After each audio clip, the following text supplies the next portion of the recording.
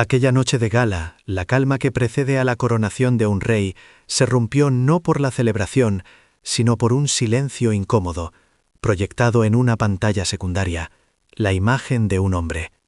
Y es precisamente en el análisis de ese fugaz instante, de esa verdad que se filtró a través del orgullo herido, donde reside la clave para entender el sismo que está a punto de sacudir las bases de la Major League Baseball. Los principales medios de comunicación estadounidenses fueron categóricos, casi desafiantes. No había otra opción. El anuncio predecible de Shohei Ohtani como el ganador indiscutible del premio al jugador más valioso fue tan contundente que en las redes sociales se leía una aceptación casi fatalista. Ohtani no ganó. Él afirmó su dominio. Fue un golpe brutal, una revalidación atronadora de la supremacía de la MLB, simbolizando la entrada oficial de la era Ohtani al panteón del béisbol.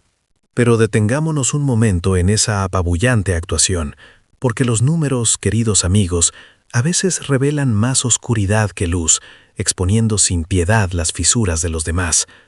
Si Ohtani amasó 420 puntos, ¿cómo quedaron sus rivales? Kyle Schwarber, el fuerte candidato a MVP, se quedó con 260, y el tercer lugar, ese hombre cuyo nombre resonó por un instante antes de ser eclipsado, el gran Osawa, terminó con 231. Pero esas son solo cifras relativas. El verdadero horror, lo que marcó la noche, fue la abismal diferencia de 189 puntos entre Ohtani y su inmediato perseguidor.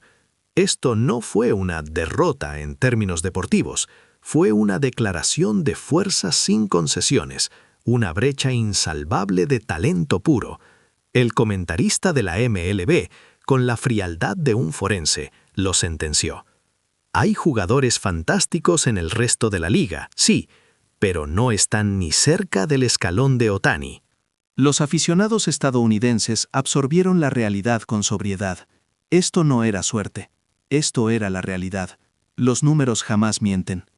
Y la estrella de los Mets, Osawa, fue el que tuvo que enfrentarse a esa realidad brutal en vivo.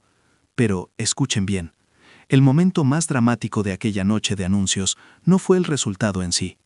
Fue la patética expresión de un hombre reflejada silenciosamente en la pantalla detrás del podio. Mientras Los Ángeles y Japón estallaban en el júbilo por el MVP de Ohtani, una imagen aislada y remota se cernía desde otra sala.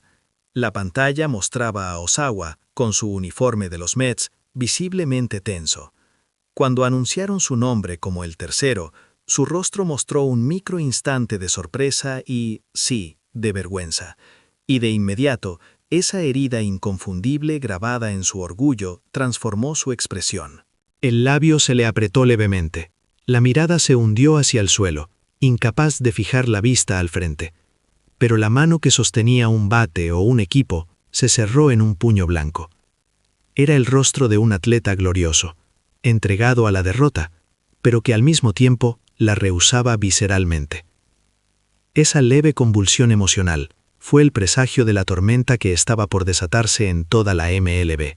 Inmediatamente después del anuncio del MVP, mientras el mundo del béisbol celebraba el logro histórico de Ohtani, alguien cambió el aire. Los nervios eran palpables en el equipo de transmisión remota de los Mets. Cuando Osawa apareció en la entrevista post-anuncio, pareció encogerse por un momento, pero rápidamente se enderezó con una seriedad que casi dolía y comenzó a hablar, volcando emociones reprimidas. Su voz no era áspera, pero el fondo de su decepción contenida destilaba una furia palpable contra la derrota y una irritación profunda por su orgullo herido. Fingió ser deportivo, argumentando que, al menos, merecía el segundo puesto. Se excusó mencionando que acababa de llegar a los Mets y que no se había adaptado completamente a su nuevo entorno. Pero la queja subyacente persistía. Merecía más reconocimiento. Si la queja se hubiera quedado en el segundo puesto, podría entenderse como el lamento normal de una superestrella, pero su ira no se detuvo ahí. Su enojo se dirigió directamente al protagonista del día, Ohtani. Citó la ventaja del ambidiestro y el hecho de que Ohtani estaba en su segundo año con los Dodgers, ya completamente adaptado. Lo que se transmitía en la pantalla no era un análisis frío y objetivo, sino un intento forzado de justificar su propia frustración. Pero lo peor estaba por venir. Él, recordemos, había superado la primera ronda de votación. Cuando el entrevistador mencionó el nombre de Kyle Schumer, el subcampeón, Osawa soltó un ligero bufido de desdén, y luego soltó la bomba con un vitriolo inconfundible.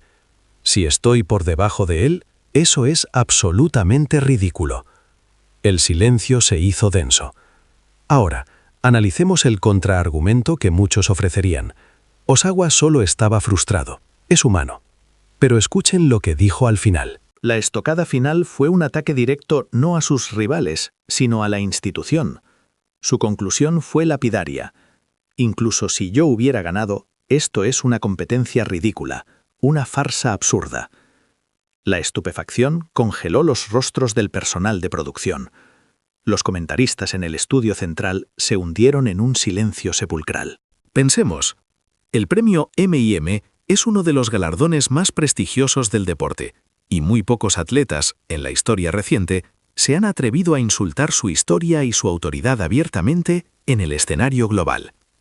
¿Osawa no era consciente de la gravedad de sus palabras o estaba provocando deliberadamente?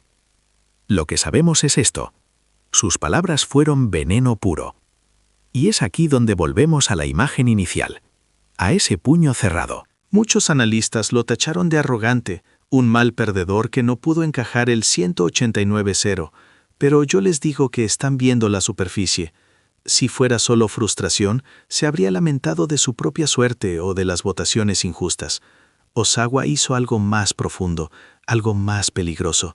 Al declarar el proceso ridículo, no estaba descalificando al premio, sino el resultado. Estaba señalando a Otani y diciéndole al mundo, la brecha es real, la acepto, pero mi tercera posición es una burla, y tu supremacía, aunque innegable hoy, no será permanente.